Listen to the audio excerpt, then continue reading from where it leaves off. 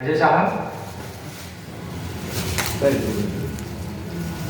मंच पर आसीन भिक्खुगण 70 भाई सुजीत सम्राट 48 सभागार में उपस्थित सभी गणमान्य व्यक्ति 99 36 वैसे 17 मैं कहूँ जब मेरी जानकारी जो है उसके हिसाब से जिस जगह पे हम हैं वसुंधरा में, वसुंधरा शायद भारत में सबसे बड़ी सोसाइटी हो सकती है जहां पे शेड्यूल कास्ट समाज के सबसे ज्यादा पढ़े लिखे या नौकरी पेशा मिलते हैं, क्योंकि बहुत बड़ी सोसाइटी है ये और यहाँ पे बहुत बड़ी संख्या में लोग रहते हैं वसुंधरा के अंदर। तो मैं एक तरीके से कह सकता हूं कि जो समाज की जो क्रीम है उसके साथ मैं रूबरू हूं। ये समाज की क्रीम वास्तव में हमारे महापुरुषों के आंदोलन का, उनके त्याग बलिदान, उनके संघर्षों का जो परिणाम है, जो भी कुछ उन्होंने किया है पिछले खास तौर पे 200 साल के अंदर, उस 200 साल का जो भी प्रतिफल है उसका सबसे अच्छा नमूना आप वसुंधरा में देख सकते हैं। लोगों के जीवन स्तर से, उनके अपने खुद के पढ़ाई के स्तर से, उनके अपने खुद के बच्चों के स्तर से, उनके बच्चों के सेटलमेंट से, उनके रहने सहने से आप कुछ चीजों को देख सकते हैं कि कितना महत्वपूर्ण परिवर्तन पिछले कुछ समय से भारत के अंदर हो रहा है। या खास तौर पे जो विषय आज हम लोगों ने चूज किया है, जो विषय हम लोगों को बताया गया है संवैधानिक अधिकारों के संदर्भ में, उसका क्या परिणाम हो सकता है, उसका क्या फायदा हो सकता है, अगर कोई सोशियोलॉजिकल स्टडी यहाँ पे की जाए, कोई उस तरह का सामाजिक अध्ययन किया जाए, तो अपने आप में ये एक बड़ा हमारा सैंपल हो सकता है, बड़ा एक क्षेत्र बन सकता है, स्कोप स्टडी का हो सकता है। आने वाले समय में कोई शायद वसुंधरा पे इस तरह की स्टडी करेगा कि ये कैसे पावर सेंटर दे सकते हैं। इसको साथियों मैं ये क्यों बताने का प्रयास कर रहा हूं कि जगह की कितनी ज्यादा उपयोगिता है, कितना ज्यादा महत्व है।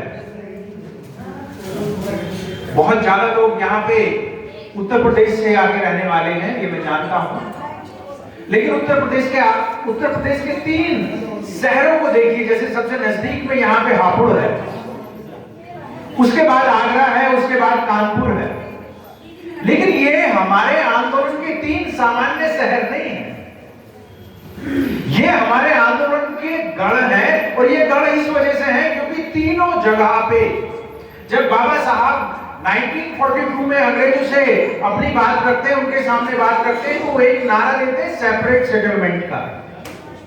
सेपरेट सेटलमेंट का एक मतलब ये है कि भाई गांवों के अंदर हम लोग 100 अगर घर हैं तो 100 घर में कहीं पे 2 घर हैं, कहीं पे 4 घर हैं, कहीं पे 6 घर हैं, और वहां हम कितने भी ताकतवर हो जाएं, लेकिन बाकी के लोग एकदम इकट्ठे होके हमें परेशान करते हैं, हमारा अन्याय अत्याचार करने का प्रयास करते हैं, इसलिए गांवों में ज्यादा ताकत नहीं बन पाती है। इसलिए बाबा साहब कहते हैं कि हमें सेपरेट सेटलमेंट चाहिए।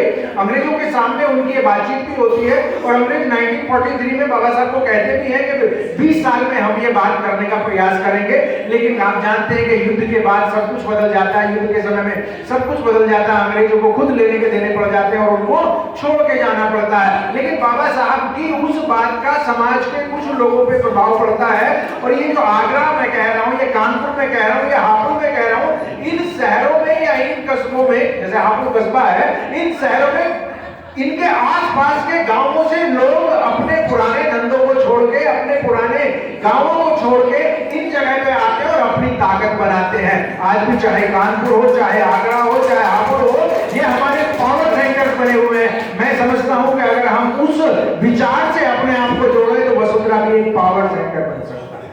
ये पावर सेंटर बन सकता है क्योंकि यहाँ पे 10,000 कम से कम सरकारी कर्मचारी होंगे आपके, 10,000 सरकारी कर्मचारी जो सिर्फ शेड्यूल कास्ट। ये बहुत बड़ी संख्या है जिसका हमें विचार करना चाहिए, क्योंकि हमारी एनर्जी बिखरी पड़ी है, हमारी एनर्जी पूरी तरीके से एक स्कैटर्ड रूप में है। थोड़ा सा हमें प्रयास करना चाहिए। अब मैं उस तरफ आता हूं जो हमारा विषय है।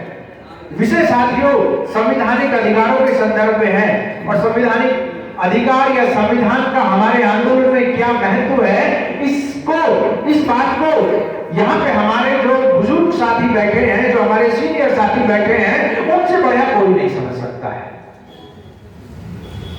सुजीत भी इस बात का जिक्र कर रहे थे कि जो हमारे बुजुर्ग थे, हमारे जो पुरखे थे, वो क्या हमसे कम होशियार थे?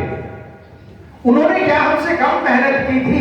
उन्होंने क्या हमसे कम त्याग बलिदान किया था? लेकिन मैं समझता हूं कि कोई भी इस बात को कह नहीं सकता कि वो हमसे कम मेहनती थे, कम समझदार थे, कम योग्य थे, लेकिन उनको वो चीजें नहीं मिल पाई जो हम सबको मिल पाई है।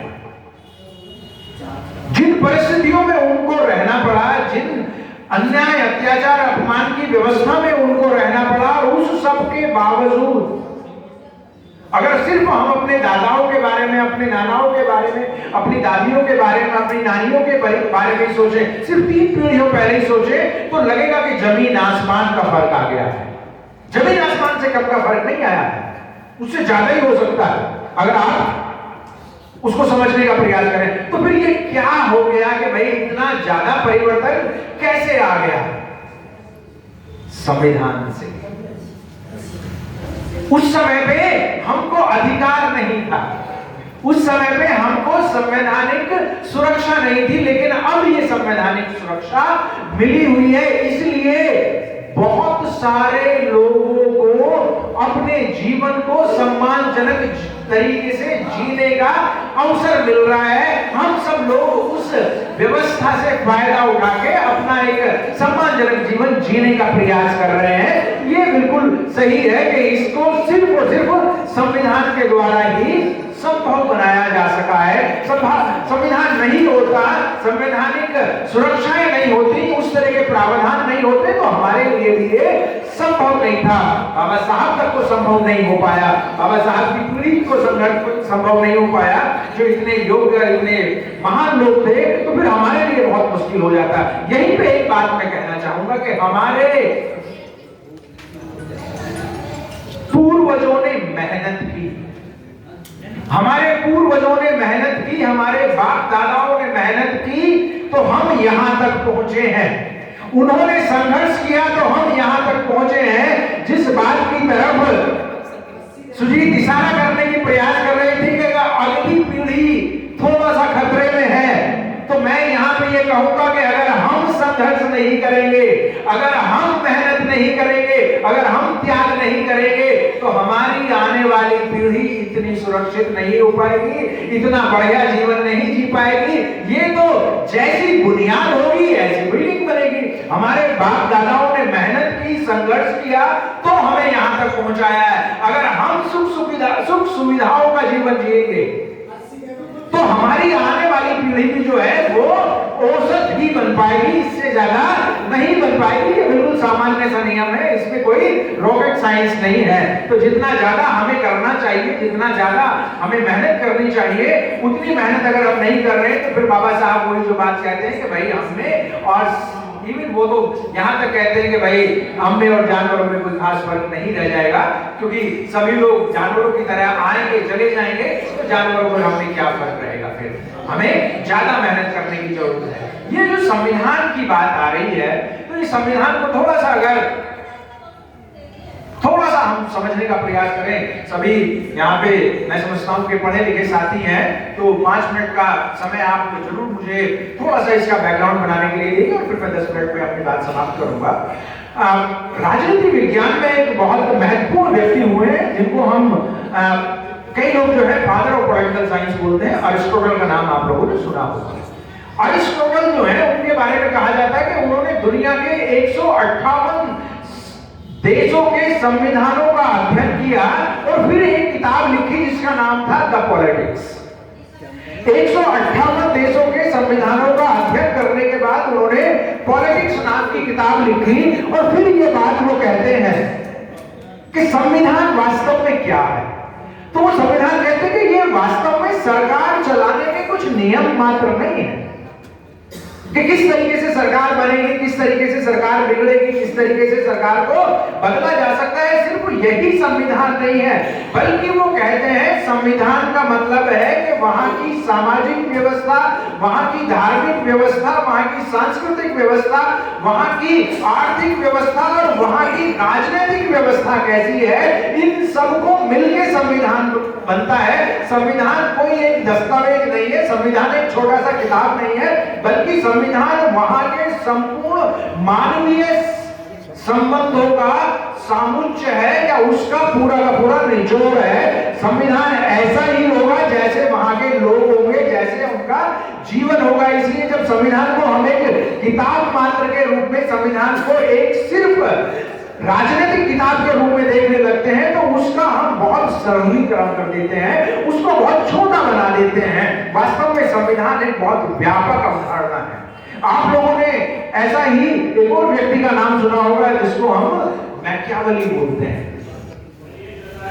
मैकियावेली भी बिल्कुल यही बात कहते हैं। आप लोग ताज्जुब करेंगे कि वास्तव में बाबा साहब ने बहुत सारा जो उनका राजनीतिक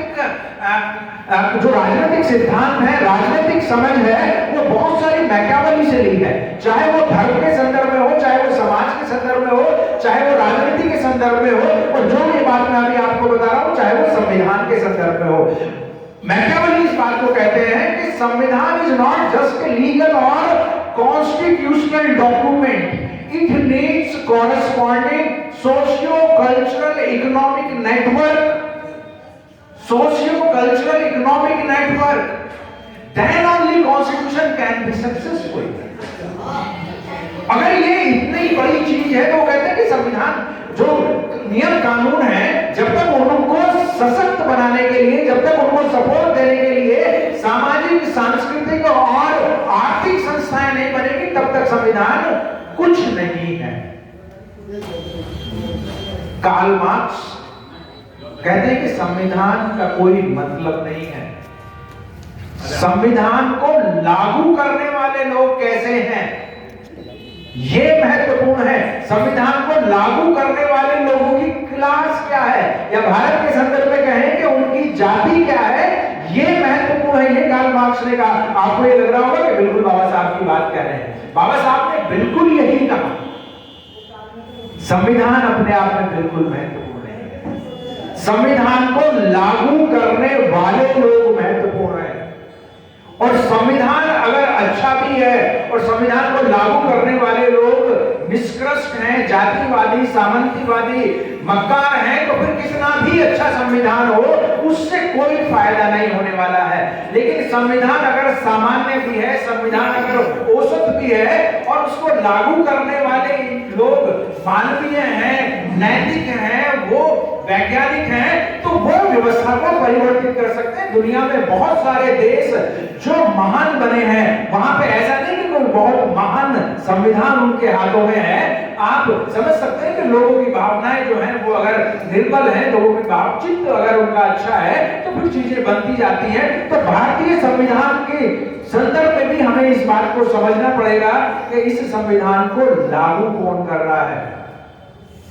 सितंबर के महीने में ही 1953 तक आते आते, 1953 तो कोई बहुत लंबा समय, शायद 1951 में ही, सितंबर 1951 में ही, 53 नहीं, बाबा साहब इस बात को कहने लगते हैं कि भाई, क्योंकि बहुत सारी अव्यवस्था हो रही थी। आप जानते हैं कि जब हिंदू कोड बिल को लागू करने का प्रयास किया जा रहा था, बाबा साहब के द्वारा करवाने का प्रयास किया जा रहा था, तो किस तरीके से जातिवादी लोग अपना पूरा जो जहर है वो निकाल चुके थे।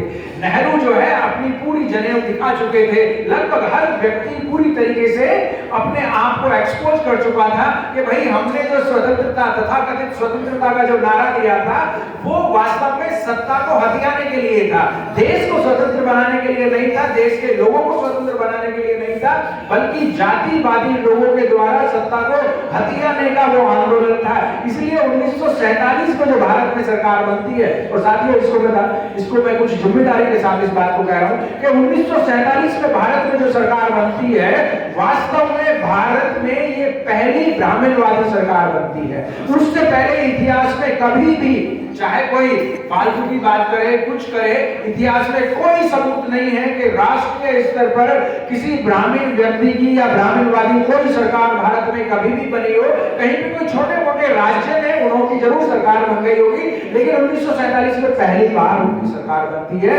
और उसका वो पूरा मजा लेते हैं। पूरी तरीके से आपको जो है, जो नारे हमें दिए गए थे समानता के, स्वतंत्रता के, बंधुत्व के, या जो हमें आज की भाषा में कहें अगर जुमले जो दिए गए थे, उनका कोई अर्थ नहीं बनता है। क्यों? क्योंकि 1947 के बाद से और आज तक